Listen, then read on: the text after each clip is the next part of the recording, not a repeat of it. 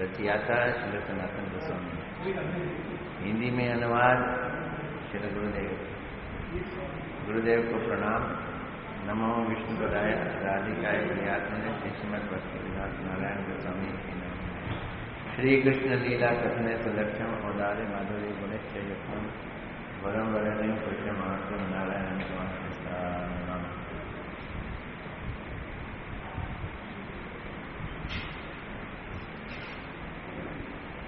सनातन गोस्वामी वंदे श्री गुरु वैष्णव श्री रूपम साग्रजातम जय गण रघुनाथम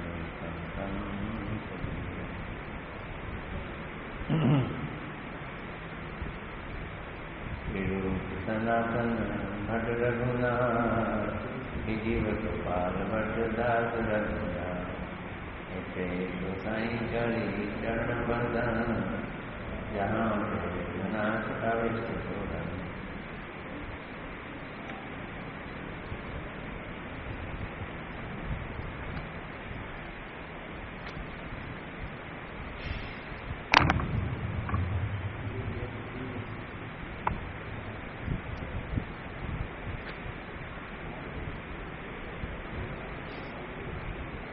परीक्षित वाच, परीक्षित महाराज जी बोल रहे हैं।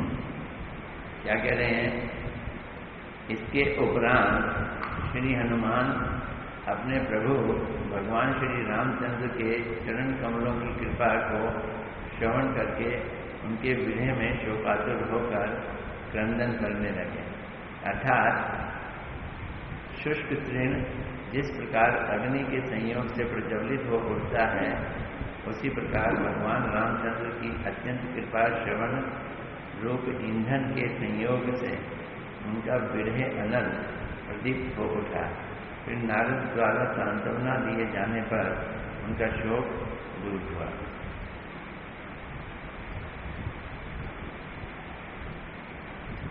इसमें बोल रहे हैं, भगवान के चरण कमलों की सेवा की विरह अग्नि में संतप्त श्री हनुमान रोदन करने लगे। वैसे वो विग्रह की सेवा कर रहे हैं, हरि कथा सुन रहे हैं, लेकिन साक्षात सेवा नहीं कर पा रहे, इसकी विरह अग्नि उनके अंदर है। श्री हनुमान पहले ही सर्वदा प्रभु के विरह अग्नि से दग्ध रहते हैं। उसके ऊपर प्रभु की सेवा रूप कृपा की बात सुनकर सूखी हुई लकड़ियों में अग्नि के संयोग की भांति उनका विरह अनल और भी धड़क उठा।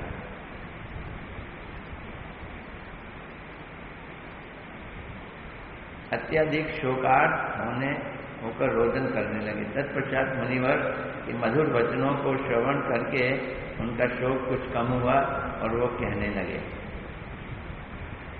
आइए सुने हनुमान जी क्या कहते हैं। वैष्णव की वाणी में कह रहा था कि अगर हम ये पॉइंट्स बनाएं, क्या पॉइंट्स, कि शिव जी ने किस तरह से किन पॉइंट्स से प्रहलाद जी की तारीफ की और प्रहलाद जी ने कैसे वो एक एक पॉइंट काट दिया, और फिर प्रहलाद जी ने किस तरह से हनुमान जी के एक एक पॉइंट्स बताए, तारीफ की, और वही बात नारद जी ने हनुमान जी को कही। अब हनुमान जी कैसे काटेंगे? इन पॉइंट्स को बना के हम एक अच्छी तरह से ड्रामा प्रस्तुत कर सकते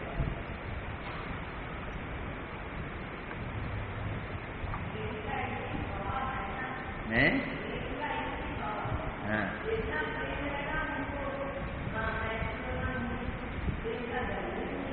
हाँ,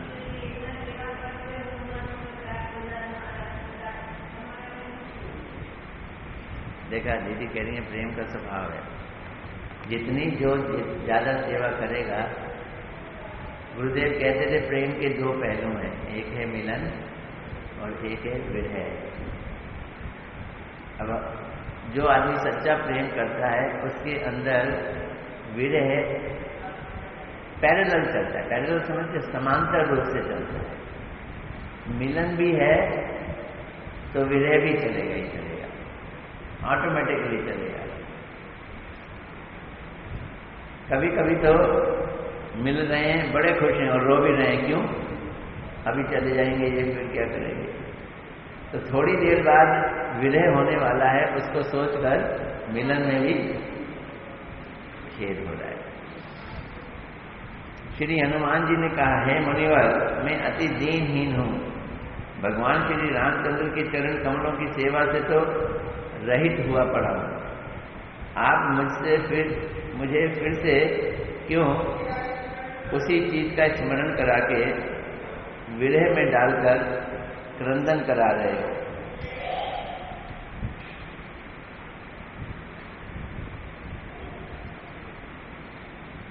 यदि मैं उनका यथार्थ सेवक होता तब क्या वो मुझे यहां छोड़कर त्यागते? साकेत धाम अपने साथ नहीं ले जाते? जैसे प्रिय सुग्रीव आदि और सभी अयोध्या वासियों को अपने साथ ले गए।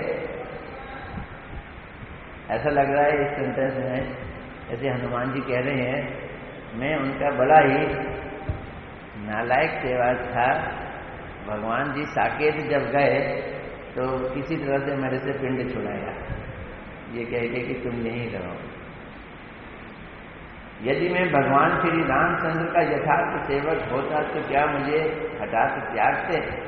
हठात कहने का तात्पर्य क्या है? मैं तो उनके साथ साकेत धाम जाने के लिए पुनः पुनः आग्रह और प्रार्थना करता रहा, किंतु वे अनेक युक्तिपूर्ण वचनों के द्वारा मुझे समझा बुझाकर यहीं छोड़ गए। किस किस को लेके गए? देखो, सुग्रीव को ले गए, अंगद को ले गए हैं, सबको ले गए, वहां के पशु पक्षियों को भी ले गए, है ना? हैं? इसका क्या मतलब है? सिर्फ मेरे को छोड़ के गए। मेरे प्रति स्नेह वशतः आप केवल मेरे सेवा सौभाग्य को देखकर मुझ पर रामचंद्र जी की महान कृपा का अनुमान कर रहे हैं। आप नारद जी हैं, मैं हनुमान हूं। आपका मेरे लिए स्नेह है, उस स्नेह में पढ़कर आप मुझे ये कहकर कि मैं राम का सबसे बड़ा भक्त हूं, कृपा प्राप्त पात्र हूं, ये ऐसी अनुमान कर रहे हैं, कल्पना कर रहे हैं। ये यथार्थ नहीं है, सच्चाई नहीं है।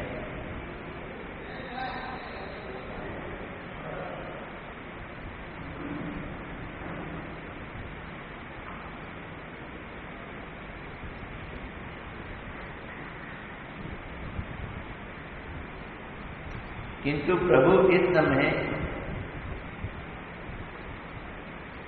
देखो यहां पे टीका में भी बोल रहे हैं, भगवान इस समय मथुरापुरी में अवतीर्ण हुए हैं तथा अपने ऐश्वर्य की चरम सीमा सब प्रकार की विभूतियों को प्रकाशित कर रहे हैं। तो हनुमान जी कहाँ डायरेक्ट कर रहे हैं? क्या बोलते हैं? आप सभी मेरा सेवा सौभाग्य देखकर मेरे प्रति प्रभु की महान अनुग्रह का अनुमान तो कर रहे हैं, पर जरा ध्यान से तो देखो, प्रभु इस समय पृथ्वी पर लीला कर रहे हैं और पांडवों के प्रति किस तरह से अपनी कृपा और अनुग्रह का विस्तार कर रहे हैं। वैसा अनुग्रह किंचित अंश के साथ भी मेरे प्रति नहीं है भगवान का, परंतु आप केवल जो कह रहे हो कि मुझे कृपा प्राप्त है, वो मेरे प्रति स्नेह के कारण कह रहे हैं। महात्मा पांडवों के प्रति भगवान जिस प्रकार से अनुग्रह विस्तार कर रहे हैं, उनकी तुलना तो करो मेरे से। मेरे प्रति भगवान की कृपा उनके ऊपर की गई कृपा की धूलि कणा के समान भी नहीं। एक धूलि कण को अगर सुमेरु पर्वत के साथ तुलना की जाए तो वैसे ही मैं और उधर पांडव।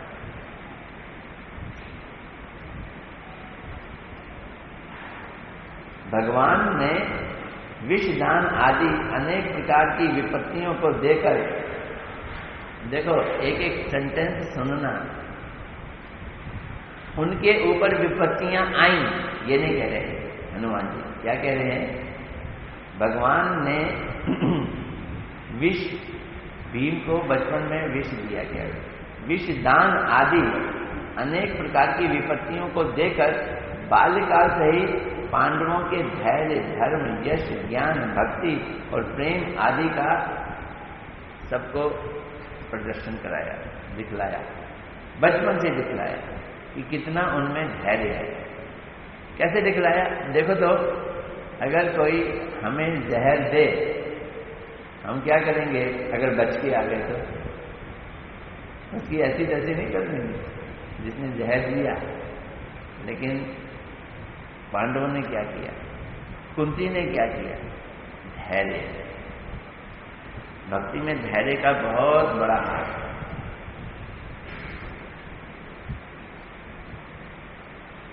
भगवान ने विषदान आदि अनेक प्रकार की अनिवर्चनीय विपत्तियों को देकर बाल्यकाल से पांडवों के धैर्य आदि को समाज में विख्यात कर दिया। सारे समाज में ये विख्यात था कि ये कुंती के पुत्र कितने धैर्यवान हैं। अर्थात इस प्रकार की महान विपत्तियों के समय भी पांडवों का धैर्य दिखाया गया। इस प्रकार पांडवों के महात्म को प्रकट करने के लिए भगवान ने ऐसी ऐसी विपत्तियां को दिया, अन्यथा ऐसे महात्माओं के सामने विपत्तियों का आने की कोई गुंजाइश नहीं है, संभावना नहीं है। ये विपत्तियां किसने दी हैं? भगवान ने। विष दिया तो क्या शब्द यूज किया? विषदान। भगवान ने उनको क्या किया? विष दान किया।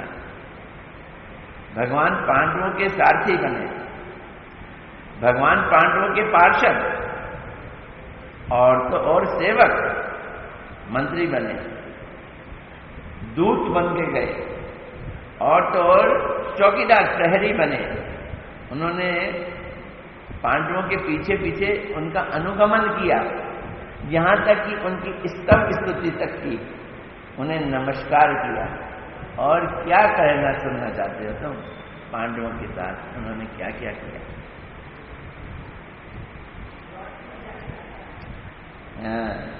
वो बोल रहे हैं, इसको व्याख्या करें। श्री कृष्ण पांडवों के पार्षद थे, सभापति और सखा बनकर सदा सर्वदा उनके साथ रहते थे।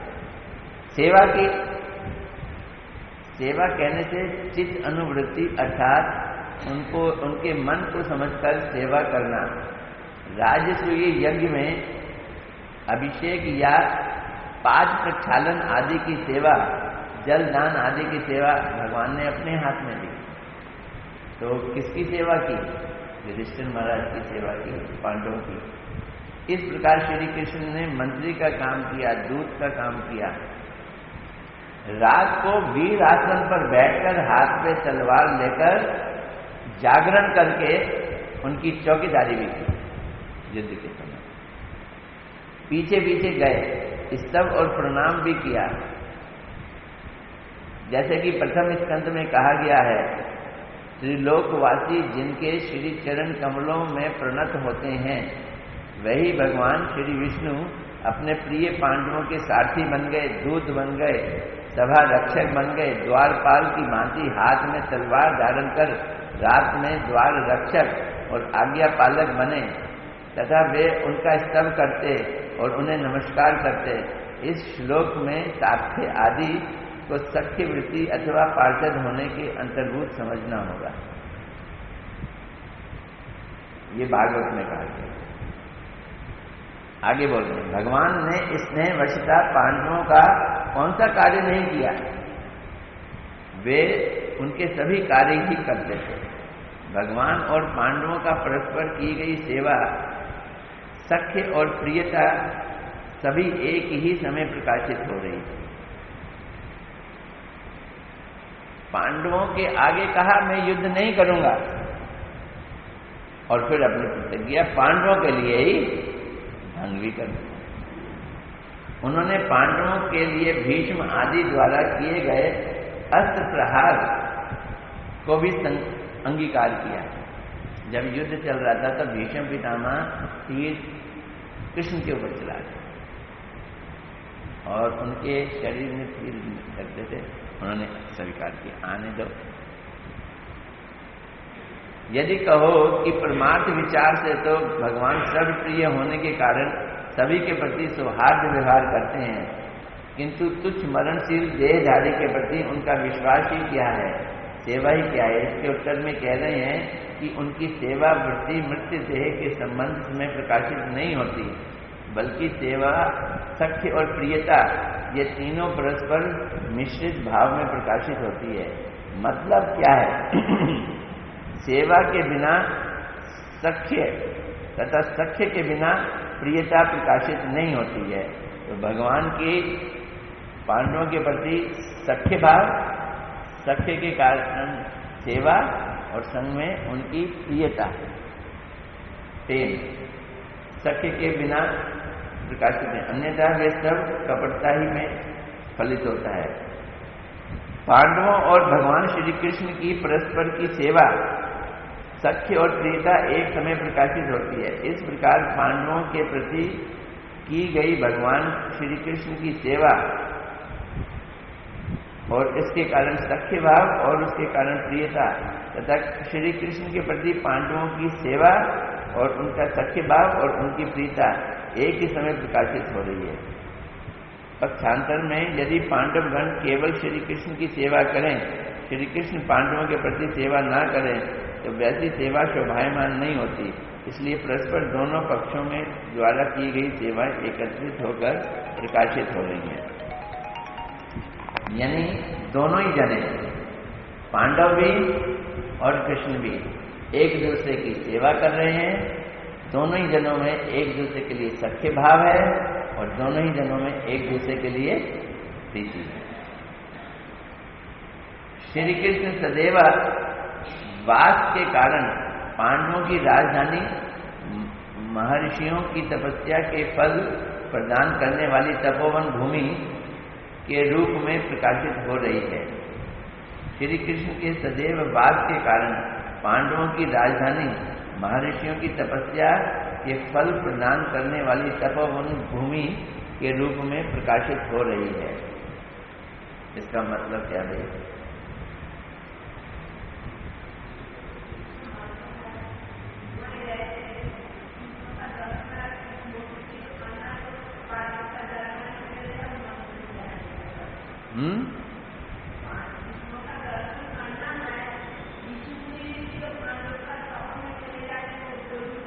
कृष्ण के दर्शन करने के लिए।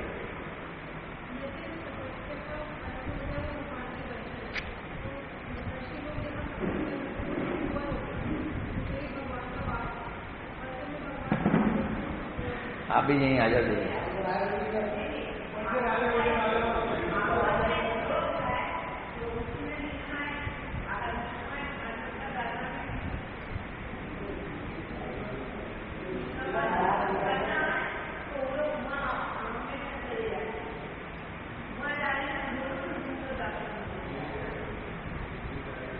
चलो यहाँ पे सनातन गोस्वामी जी भी टीका में जगह, आप यहीं आ जाओ। श्री कृष्ण के निरंतर वास के कारण हस्तिनापुर नामक पांडवों की राजधानी तपोवन बन गई है, अर्थात तपस्वियों के लिए भी सिद्धिदायक स्थल में बदल गई है। पांडव लोग वहां रहते हैं, श्री कृष्ण उनके साथ रहते हैं और द्वारका में नहीं रहते। कहाँ रहते हैं? वहां पे रहते हैं। अथवा श्री कृष्ण के निश्चित अवस्थान के कारण पांडवों की राजधानी हस्तिनापुर स्वयं ही उत्तम तपस्या का स्थान बन गई है। महर्षिगण भगवान श्री कृष्ण का दर्शन करने के लिए वहीं पर सदैव आते रहते हैं। और भगवान श्री कृष्ण के दर्शनों से उनकी परम तपस्या भी स्वतः ही सिद्ध हो जाती है। तपस्या के कारण उनको कृष्ण के दर्शन हुए या पांडवों के कारण हुए?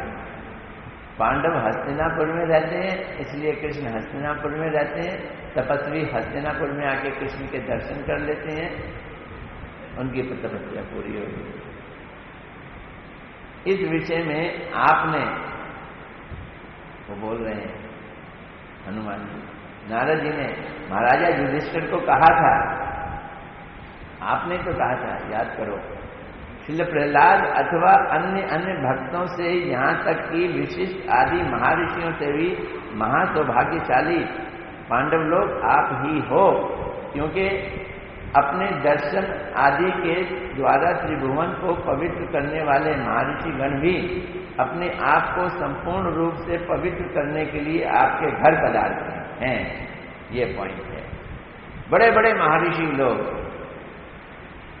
जो जिनको देखने से पवित्र हो जाए मन, वो लोग भी आपकी सभा में आते हैं। क्या? किसको देखने के लिए? कृष्ण को देखने के लिए। कारण आपके घर में नर आकृति प्रभ्रम निगूढ़ भाव से गुप्त रूप से रह रहे हैं, ये भागवत ने कहा है। अतएव हस्तिनापुर तप सिद्धिदायक स्थान है। इस विषय में अधिक कहने की कोई आवश्यकता नहीं। ये कब की बात है? महाभारत का युद्ध हो चुका है मेरे हिसाब से, क्योंकि हैं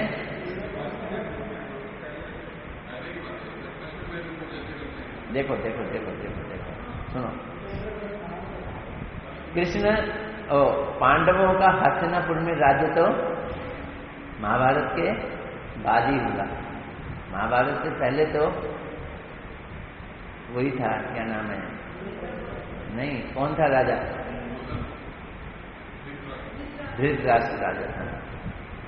सभा उस समय पांडवों की नहीं होती थी, किसकी होती थी? धृतराष्ट्र की।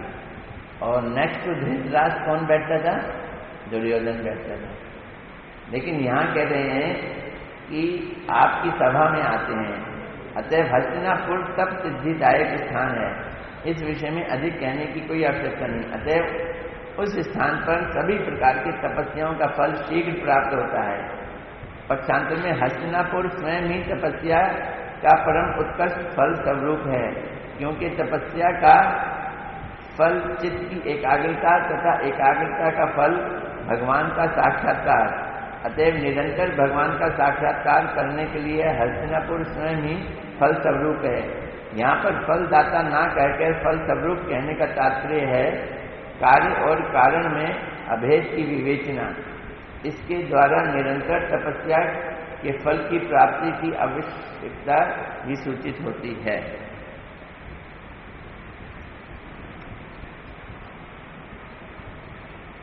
परीक्षित जी बोले,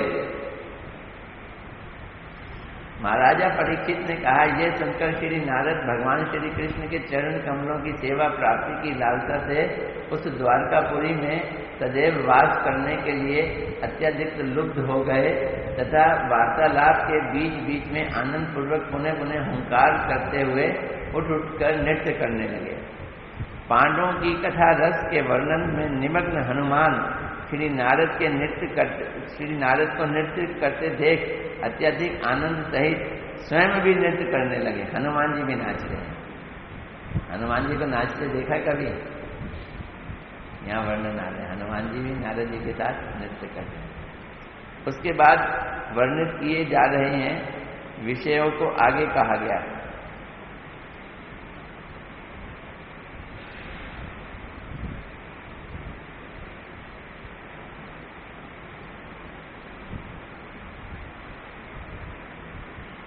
यहाँ क्या कह रहे हैं? कथा रस अपने आप में मादक द्रव्य है, नशा देती है कथा। इसलिए उस रसपान के लिए मतता संसार का सब कुछ विस्मरण कराकर परम सुख देती है। अतएव ऐसी कथा में जिनका चित्त निमग्न है, उन हनुमान ने देव ऋषि नारद को नृत्य दर्शन से अत्यधिक आनंदित होकर स्वयं नृत्य नहीं किया, परंतु अत्यधिक रूप में पांडवों के महात्म को वर्णन करने में ही प्रवृत्त हुए। इस प्रकार कथा के आवेश में उन्होंने नृत्य नहीं किया, ऐसा समझना चाहिए। ये भाई यहाँ व्याख्या कुछ कर रहे हैं, इधर कुछ कह रहे हैं। इधर क्या कह रहे हैं? पांडवों की कथा रस वर्णन में निमग्न श्री हनुमान नारद के नृत्य को देखकर अत्यधिक आनंद सहित स्वयं भी नृत्य करने लगे। इसकी व्याख्या में खुद ही सनातन गोस्वामी जी क्या कह रहे हैं, सुनना। यदि आशंका हो कि ऐसे कथा महोत्सव में श्री नारद जी के साथ हनुमान जी भी नृत्य क्यों नहीं किया, तो इसका मतलब है श्लोक अनुवाद में गड़बड़ है क्या? पांडवा नाम हनुमान तस्तु कथा रस निमग्न हृत नृत्य वितातान आनंदा प्रस्तुतम वर्ण्य वितलम। श्री नारद जी को नृत्य करता देख अत्यधिक आनंद सहित स्वयं भी नृत्य करने लगे।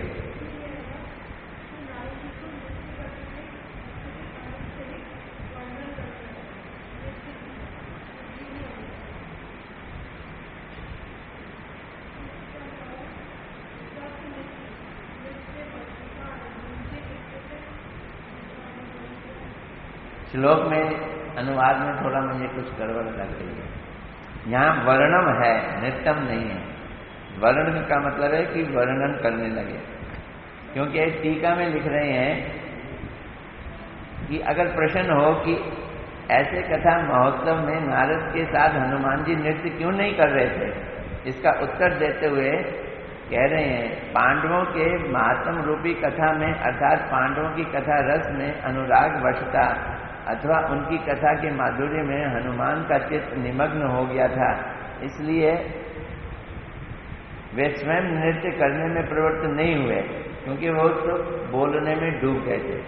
अथवा कथा रस अपने आप में मादक द्रव्य है, इसलिए उस रसपान के लिए मत्तता संसार का सब कुछ भुला देती है और परम सुख प्रदान करती है। अतएव ऐसी कथा रस में जिनका चित्त निमग्न है, उन हनुमान ने देव ऋषि श्री नारद के नृत्य दर्शन से अत्यधिक आनंदित होकर स्वयं तो नृत्य नहीं किया, परंतु अत्यधिक रूप में पांडवों के महात्म का वर्णन करने में प्रवृत्त हो गए। इस प्रकार कथा के आवेश में उन्होंने नृत्य नहीं किया, ऐसा समझना चाहिए। श्री हनुमान उवाच, ये श्लोक लिखेंगे, हमारे संस्कृत के पंडित जी आते हैं, उनसे श्लोक का अनुवाद श्लोक का अनुवाद ठीक करवाना पड़ेगा।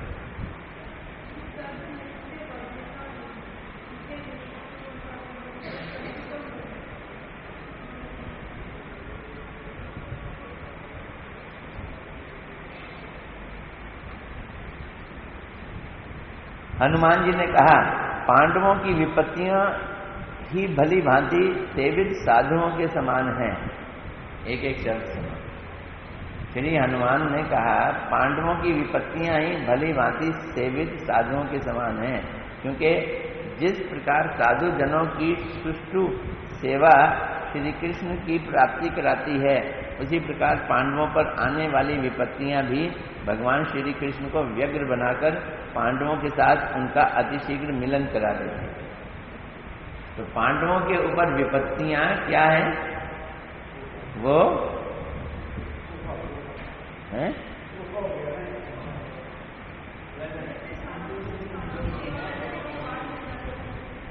पांडव लोग अपनी विपत्तियों की सेवा करते थे, अपने कष्टों से हाय हाय नहीं करते थे, उनकी क्या करते थे? सेवा करते थे। जैसे साधुओं की सेवा करने से भगवान की प्राप्ति होती है, वैसे ही सेवा का क्या मतलब है? आइए, वेलकम, मोस्ट वेलकम। तो वो विपत्तियों को क्या करते थे? बुलाते थे। आपका बहुत बहुत धन्यवाद, आप आए तो सही, सेवा हो गई ना। और ऐसा करने से क्या होता था? भगवान पांडवों के पास अतिशीघ्र आने के लिए व्यग्र हो जाते, जल्दी चलो जल्दी, उनके पास विपत्ति आ गई है। इमरजेंसी कॉल आ गई। पांडवों की विपत्तियां भगवान को अत्यधिक व्याकुल करके अर्थात भगवान के अन्य समस्त कार्यों को त्याग कराकर उन्हें पांडवों के निकट आगमन के लिए व्याकुल करके उनके साथ शीघ्र ही मिलन करा देती हैं। जिस प्रकार सुंदर रूप में आराधित होने पर साधु महात्मा भगवान की प्राप्ति करा देते हैं, उसी प्रकार पांडवों की विपत्तियां भी उन्हें श्री कृष्ण को प्राप्त करा देती हैं। यथार्थ जिनकी विपत्तियां इतनी महान हैं कि उनकी संपत्ति की महिमा का कौन वर्णन कर सकता है। ये सब विषय राजसूय यज्ञ, जरासंध वध, अतिथियों के पाद प्रक्षालन आदि व्यवहार से ही प्रसिद्ध है। वास्तव में उनके ऊपर विपत्तियां आ ही नहीं सकती। पांडवों के ऊपर विपत्तियां आ ही नहीं सकती। भगवान इन विपत्तियों को भेजकर उनके धैर्य आदि महान गुणों को टेस्ट नहीं कर रहे हैं, प्रकाशित करते हैं, लोगों को दिखा रहे हैं, देखो भक्त हो तो ऐसा, कितनी उसके अंदर सहन शक्ति है। यद्यपि लोक दृष्टि में उन्होंने विपत्तियां ही कहा जाता है, तथापि पांडवों के लिए वो सत्य फलदायक हैं। यही इन विपत्तियों की विशेषता है, इसलिए इन विपत्तियों को साधु कह दिया गया। और प्रेम पराधीन विचार आचार रहित पांडवों, तुमने मेरे प्रभु को अपना दूत और सारथी बनाया है। इस प्रकार परमानंद के आवेश में श्री हनुमान मानो पांडवों को साक्षात देख रहे हो और कह रहे हैं, पांडवों को संबोधन करते हुए कहते हैं, वाह पांडवों, आपने प्रेम के अधीन होकर आचार विचार रहित पांडवों, तुमने मेरे प्रभु को अपना दूत और सारथी बनाया है। आचार विचार रहित क्या? अरे भगवान को भगवान की तरह देखो ना, तुमने कोई हिसाब लगाया, कुछ किया नहीं, सारथी बना दिया। अरे पांडवों, तुम प्रेम के पराधीन हो, अर्थात प्रेम द्वारा नियंत्रित हो, तुम भगवान के पराधीन नहीं हो। किसके पराधीन हो? प्रेम के पराधीन हो। प्रेम जिस प्रकार तुम्हें चलाता है, तुम चलते हो, तुम लोग भी उसी प्रकार चल रहे हो। तुम में तनिक भी स्वाधीनता नहीं है, इसलिए तुम लोगों का विचार आचार का कोई हिसाब किताब नहीं। वैधि भक्ति नहीं कर रहे थे, कोई आचार विचार नहीं तुम्हारा। क्यों? तुम्हारा अपना कुछ है ही नहीं, स्वतंत्रता ही नहीं है, प्रेम के अधीन चल रहे हो। अर्थात ये भगवान जगदीश्वर श्री कृष्ण ब्रह्मा आदि के भी नियंता हैं, अतएव दूध आदि कार्य में लगने योग्य नहीं है। सभा में बैठे, अच्छा कृष्ण तुम ही जाके, कृष्ण कहते हैं युद्ध को टालने की कोशिश करो ना। हाँ हाँ करनी चाहिए। तो क्या करें? उनसे जाके मिले, तो कृष्ण तुम ही जाके मिले।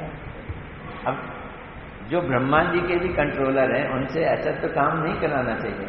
इस प्रकार आचार विचार शून्य होकर तुम लोगों ने मेरे प्रभु को दूत और सारथी आदि कार्यों में नियुक्त कर रखा है। तुम्हारे ये सब लक्षण सदाचार रहित हैं। थोड़ा सा काउंट कर लें, ये भी कोई हिसाब है?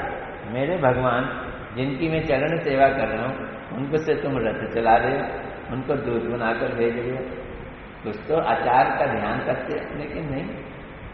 अब मैं समझ रहा हूं तुम लोग आचार विचार का इसलिए ध्यान नहीं कर रहे क्योंकि तुम प्रेम के अधीन हो, अथवा सदाचार कहने का तात्पर्य है कि साधुओं का व्यवहार अर्थात सेवक होकर सेव्य भगवान को अपनी सेवा में नियुक्त नहीं करना चाहिए। इसलिए तुम्हारा व्यवहार सदाचार रहित है। मेरे प्रभु हनुमान को ऐसी उक्ति अत्यधिक प्रेम उदित होने के कारण समझनी चाहिए। अरे पांडवों, तुम निश्चित ही कोई अलौकिक मंत्र या औषधि जानते हो, जिसके प्रभाव से तुमने परम मनोहर भगवान श्री कृष्ण चंद्र को भी वशीभूत कर रखा है जरूर कोई गुड़ती तुम्हारे पास। गुड़ती जानते हो? पंजाबी में कहते हैं गुड़ती है तुम्हारे पास।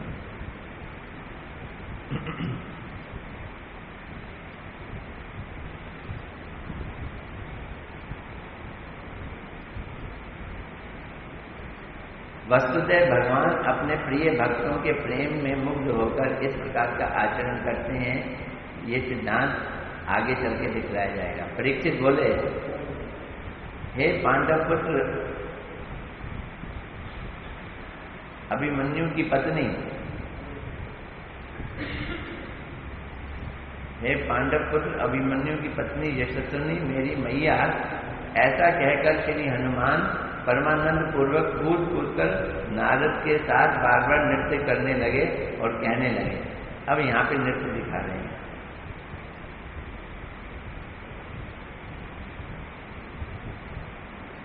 इस प्रकार परीक्षित भगवान की भक्त पराधीनता की बात कहकर अंत में संबोधन करके कहने लगे, हे पांडव पुत्र अभिमन्यु की पत्नी यशस्विनी, यश प्रदान करने वाली सतपत्नी मेरी मैया उत्तरा।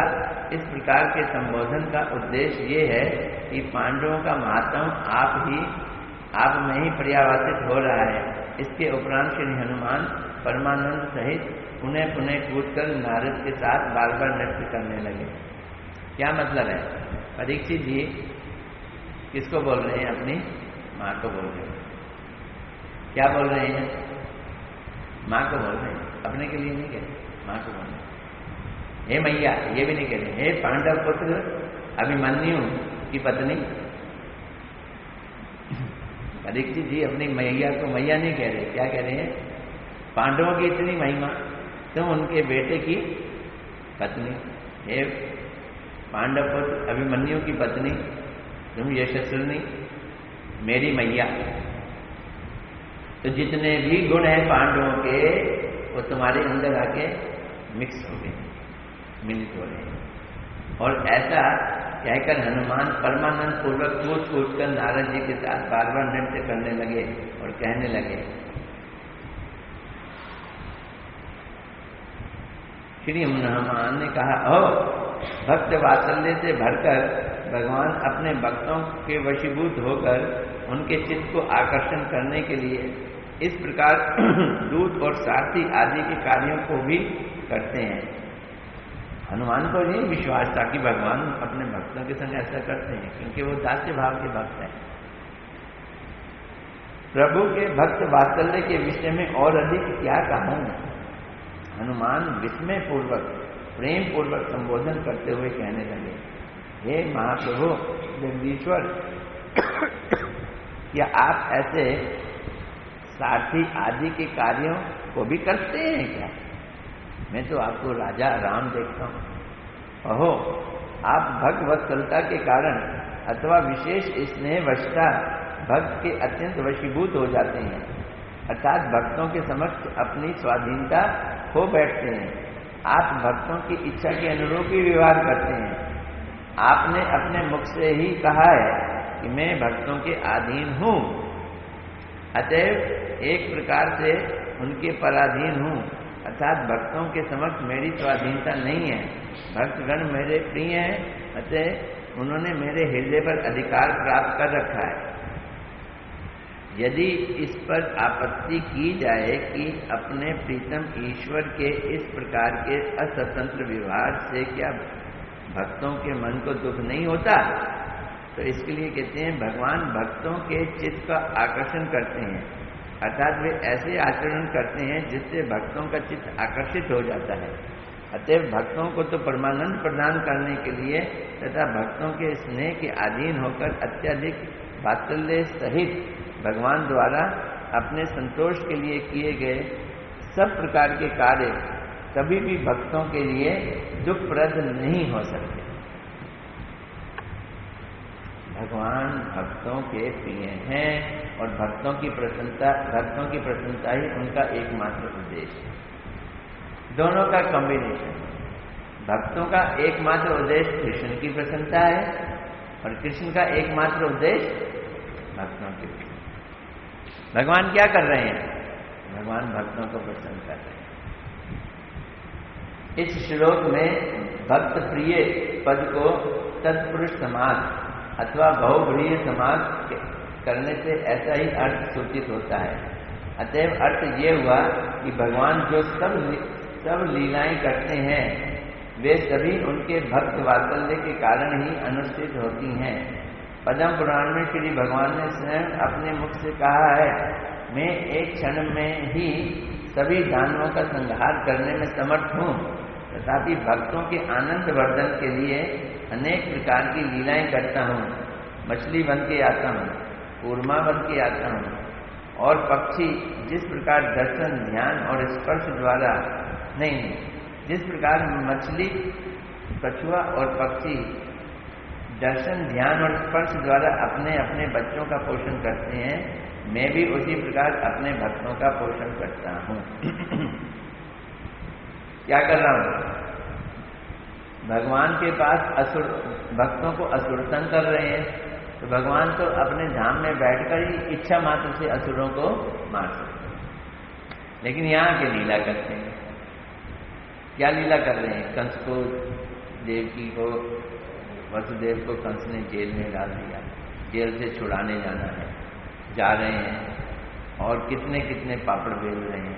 ये सब भक्तों की उत्कंठा बढ़ाने के लिए।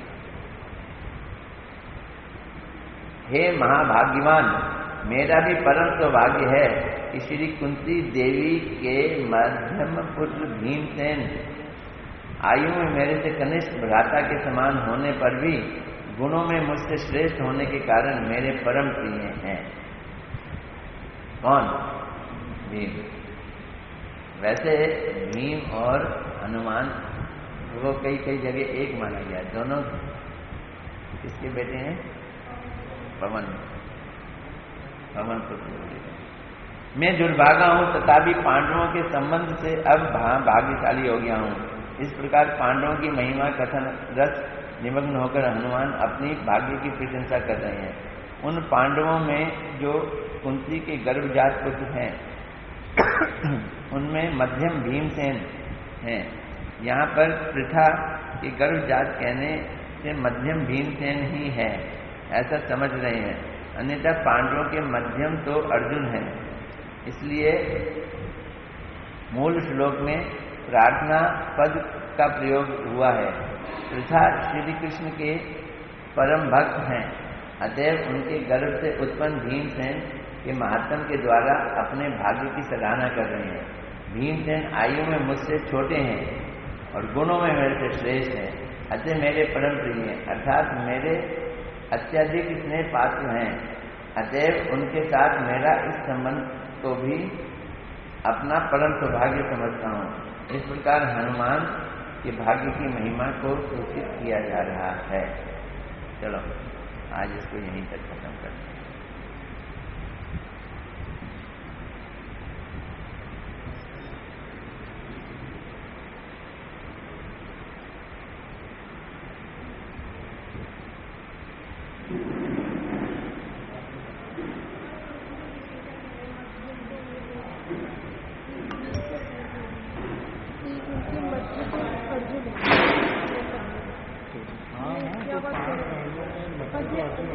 पर लेकिन कुंती के तो पुत्र 3 भीम में तो मजला भीम है।